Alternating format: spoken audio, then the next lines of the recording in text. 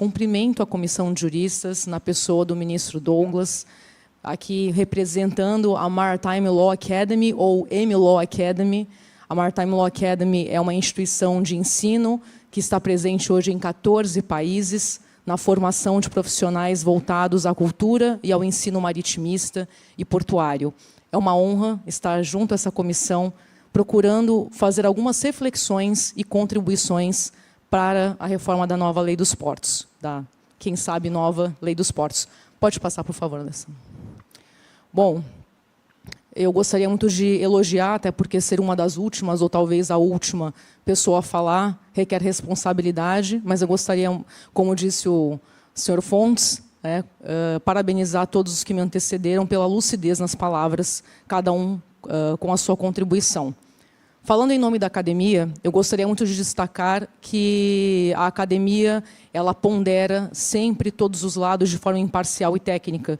Então, não estamos falando aqui de uma associação ou necessariamente de um setor específico, mas de professores, inclusive vários professores aqui presentes, vários colegas aqui presentes da área jurídica são professores da Maritime Law Academy, mas, de fato, a academia ela procura trazer as suas contribuições baseadas no conhecimento. E conhecimento é liberdade, conhecimento liberta.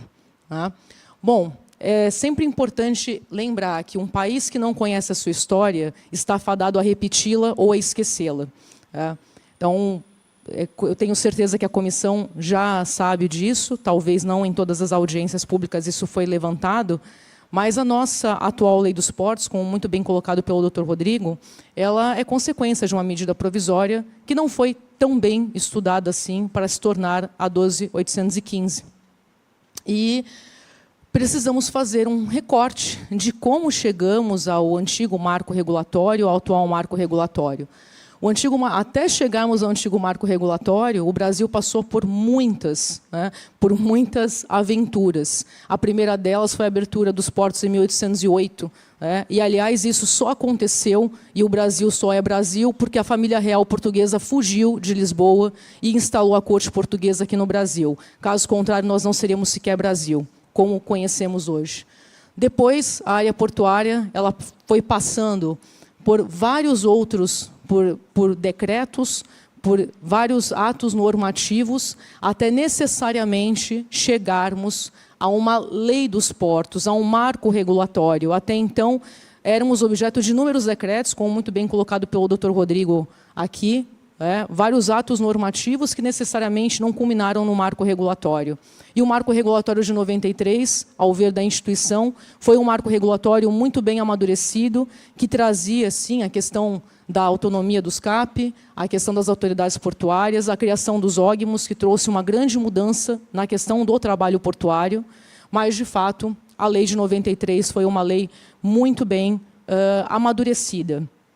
Estamos cá aqui, depois da lei de 2013, discutindo uma nova lei. Talvez o que mais se fale hoje é a questão da segurança jurídica. Para se falar de segurança jurídica, é importante falar de perenidade da norma. Então, quantas normas, quantas leis existem no nosso país sobre diversos assuntos. E quando falamos das questões portuárias, de fato, um ponto que eu gostaria muito de destacar e trazido por vários colegas que me antecederam foi a questão das mudanças da MP que acabaram trazendo a mudança do porto organizado para o TUP. Pode passar, por gentileza. Eu gostaria de trazer aqui a definição, aliás, importante trazer isso. O que é porto organizado? Todo mundo fala, o porto organizado está no artigo 2º da Lei 2.815. Mas de onde que vem o termo porto organizado? Muitos se esquecem. Pode passar, por gentileza. Eu gostaria de trazer à baila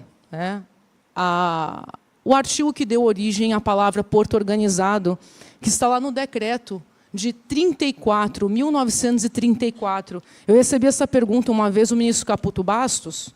Ele me perguntou, Cristina, por que porto organizado? Eu não sei por que existe essa palavra porto organizado. Aliás, porto público. Não é porto público, está na poligonal, fora da poligonal. Mas olha que interessante. Porto organizado, artigo 2º do decreto 2447 de 34. São portos organizados os que tenham sido melhorados ou aparelhados, atendendo-se às necessidades da navegação e da movimentação e guarda de mercadorias e cujo tráfego se realize sob a direção de uma administração do porto e a quem caiba a execução dos serviços portuários e a conservação das instalações portuárias. Ou seja, segundo as palavras do estimadíssimo e já falecido professor Sérgio da Costa Mate, só no Brasil existiam portos desorganizados. Pois é. Bom, pode passar por gentileza.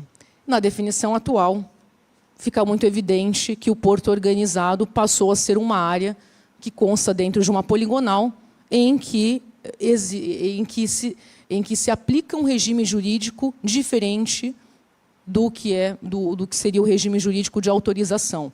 Então, desde 1934, vieram a lei das concessões, a questão da descentralização administrativa, a criação das agências reguladoras, mas precisamos amadurecer.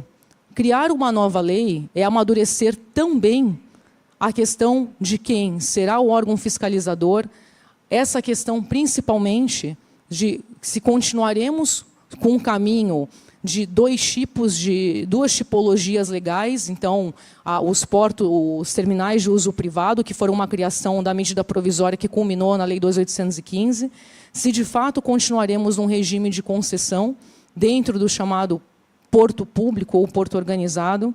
Então, essas são algumas reflexões. E, para ser muito rápida e objetiva, eu gostaria só de pontuar... Pode passar, por favor. Até para complementar e corroborar o que os outros colegas falaram anteriormente, portos são sistemas complexos e que têm interface com modais diversos. O comandante Rezano, que me antecedeu, falou da questão da multimodalidade. Na realidade, existe uma lei de transporte multimodal, que é a 9.611, que não se operacionaliza no Brasil, porque multimodalidade é a intermodalidade operacionalizada por um contrato. Então, juridicamente, o multimodal é tudo por um contrato. A intermodalidade são 2 ou mais modais. Então, a lei, de fato, ela deve ser construída visualizando. É importante que tenhamos uma forma holística de olhar o regime jurídico brasileiro. Precisamos atender às demandas urgentes, às demandas de agora, porque o porto é uma engrenagem que não para, ele precisa continuar, mas também precisamos não só de segurança jurídica, mas de perenidade. Precisamos pensar a lei como um projeto de Estado para os próximos 30, 40, 50 anos, e não só para as necessidades do atual momento. Isso é uma reflexão que a academia sempre gosta de pontuar. Soberania nacional e cooperação internacional. O Brasil é signatário de vários tratados e convenções internacionais, inclusive eu e a doutora Jaqueline estávamos num summit discutindo um deles na semana passada, ela fazendo parte do painel. Precisamos trazer a nova lei, entendendo que existe um arcabouço de convenções que o Brasil internalizou, convenções que o Brasil não internalizou, e a questão da própria soberania nacional. A questão do constitucionalismo, a questão da Constituição e a questão da própria repartição de competências. Atendimento à delimitação das competências da Constituição de 88.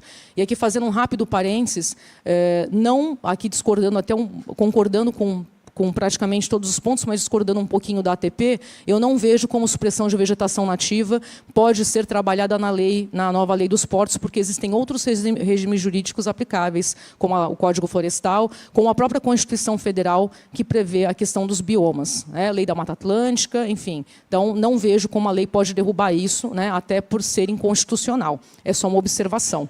Tá?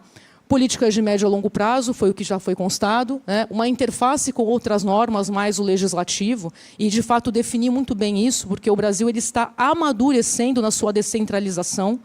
Portugal só foi começar a descentralizar administrativamente o país Portugal de 2000 em diante, de 2010 em diante.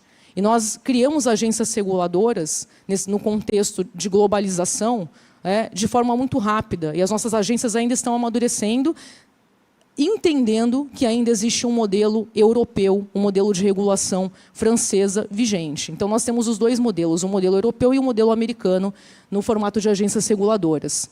O legislativo, de fato, precisa deixar isso muito claro.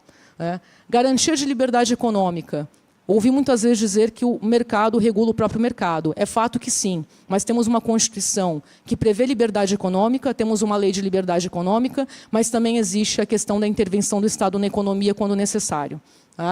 E, claro, por favor, último slide, capacitação em centros de referência.